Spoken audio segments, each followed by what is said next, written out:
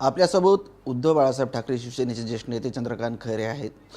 ओमराजे निंबाळकर यांनी अशी भूमिका घेतली की मी माझ्या कार्यकर्त्यासोबत किंवा माझ्या मतदारसंघातील लोक आहेत त्यांच्यासोबत चर्चा करणार, ही 2 दिवसात चर्चा करणार आणि नंतर निर्णय घेणार. म्हणजे कुठेतरी त्यांचं तळ्यात मळ्यात चाललं आहे. त्यामुळे ऑपरेशन टायगर धोक्यात आलं आहे का?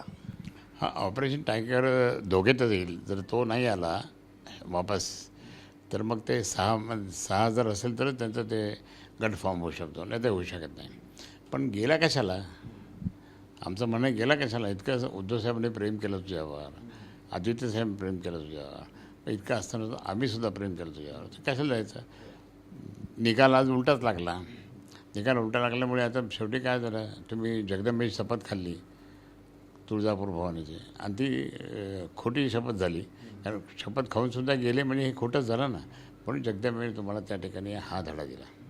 जरी ओमराजे निंबाळकर मतदारसंघात जातील, ते चर्चा करतील लोकांशी किंवा त्यांच्या समर्थकांशी, आता तुम्ही परत त्यांना तुमच्याकडे घेणार आहात का?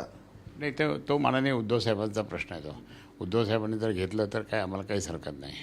आणि त्यात काय म्हणजे कसं करतील ते काय ते सगळं आता विचारपूर्वकच होईल ते. आणि म्हणून मला म्हणजे उद्धव साहेब म्हटले तरच घेतील, नाही तर नाही. केंद्रीय गृहमंत्री अमित शहा कोल्हापूरमध्ये होते. ते असं म्हटले की आता शिंदे सेनेला गट मानायचो, आता तू गट राहिला नाही तर ती पूर्ण शिवसेना झाली आहे. नाही, ते अजून त्यांना माहीत नाही आहे की शिवसेना ही बाळासाहेब ठाकरेंची शिवसेना आहे. उद्धव साहेबांच्या नेतृत्वाखाली काम करत आहे. साहेब काय म्हटलं होते दसऱ्याच्या मेळाव्यात, माझ्या उद्धवनं सांभाळा, माझ्या आदित्यला सांभाळा, हे त्यांचं शेवटचं वाक्य होतं ना. मग तो आदेशच होता साहेबांचा. आपण शेवटपर्यंत आदेश मानतो. तर मग ही जी संघटना, ही जी सेना आहे, ती उद्धव साहेबांची सेना म्हणजे अधिकृत सेना आहे.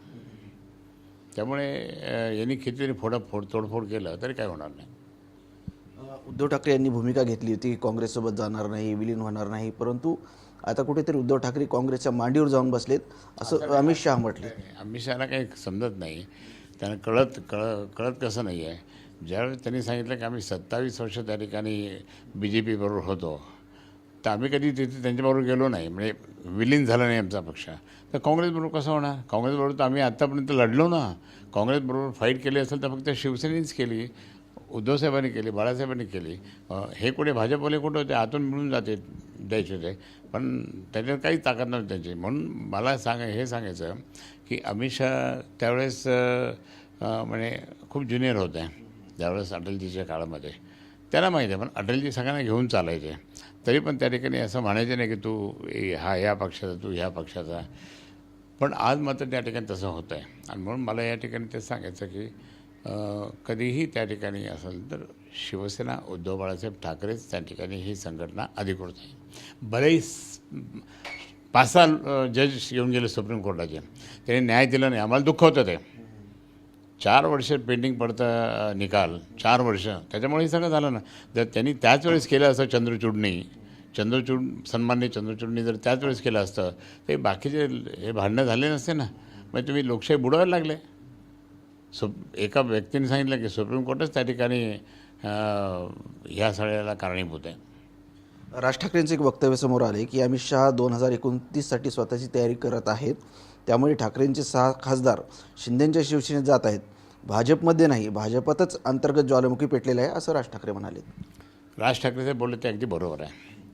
म्हणजे 29ला हे आजच नाही, 1-1.5 वर्षापूर्वीसुद्धा अमित शहा साहेबांनी सांगितलं होतं की आम्ही 29ला आमची एकट्यात तयारी करणार आहोत, एकट्यात तयारी करणार. तरी आमच्या शिंदे साहेबांना आणि बाकीचं कोणाला कळलं नाही, दादांना वगैरे, बाबा हे असं म्हणतात मग पुढे आपल्याला सोडून देतील ते शेवटी. मग आता त्या ठिकाणी त्यांनी विचार करावा आणि या भाजपनं जर असं म्हणत असतील तर त्याला कसं सडेतोड उत्तर द्यायचं किंवा काय करायचं हे समजून घ्यायचं. नक्कीच हे होते उद्धव बाळासाहेब ठाकरे शिवसेनेचे नेते चंद्रकांत खैरे. कॅमेरामॅन अमित आडेसह संजय सरोदे, TV9 मराठी, छत्रपती संभाजीनगर.